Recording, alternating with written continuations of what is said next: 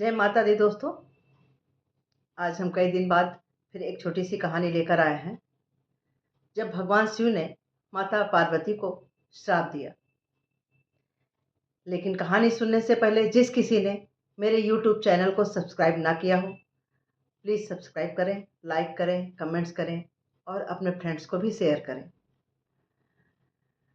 तो एक बार की बात है कि भगवान शिव माता पार्वती को सृष्टि की कथा सुना रहे थे और सृष्टि के बारे में, सृष्टि कैसे हुई, कैसे उसकी उत्पत्ति हुई और उसके बारे में माता पार्वती को उसके रहस्य के बारे में बता रहे थे।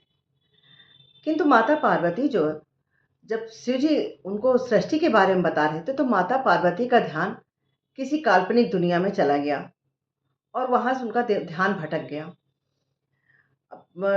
जब शिव जी को काफी देर तक लगा कि माता पार्वती का ध्यान हमारी कथा की तरफ नहीं है, तो उन्होंने कथा को रोककर माता पार्वती से पूछा कि आप मेरी कथा को और मेरी जो हम इस ब्रह्मांड के बारे में हम बता रहे हैं, आप उसको सुन नहीं रही हैं। इस समय आप कहाँ पर हैं? आपका ध्यान कहाँ है?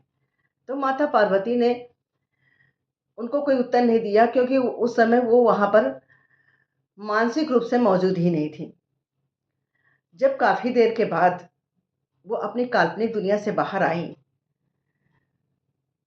तो शिव जी को बड़ा क्रोध आया।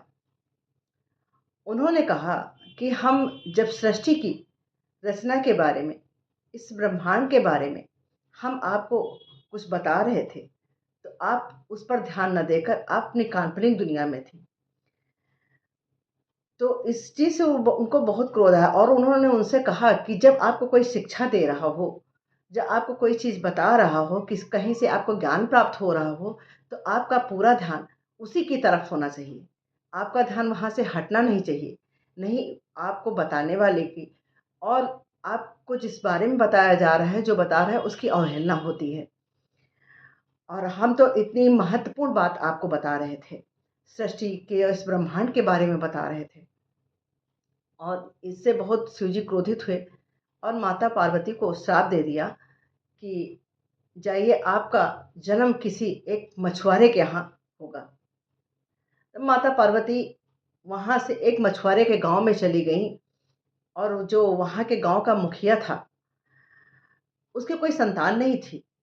वो मछली पकड़ने के लिए तालाब की ओर जा रहा था, तो उसने एक कन्या को उसने एक पेड़ के नीचे देखा। तो उस कन्या के पास गया। वो कन्या कोई और नहीं, माता पार्वती थी। तो उस मछुआरे ने सोचा कि हमारे कोई संतान नहीं थी, ये भगवान की बड़ी कृपा हुई कि हमारे परिवार में एक कन्या भेज दी है। और ये कन्या जो माता पार्वती वहां कन्या के रूप में गई, वो भगवान शिव के श्राप के कारण ही वहां गई और उनका श्राप था।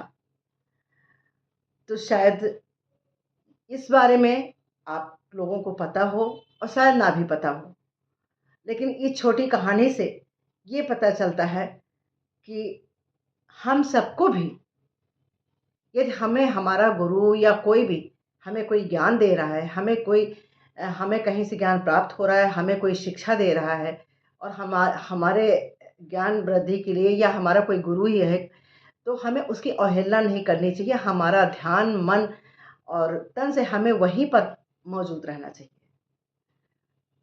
जय हो भोलेनाथ की। जय श्री राम।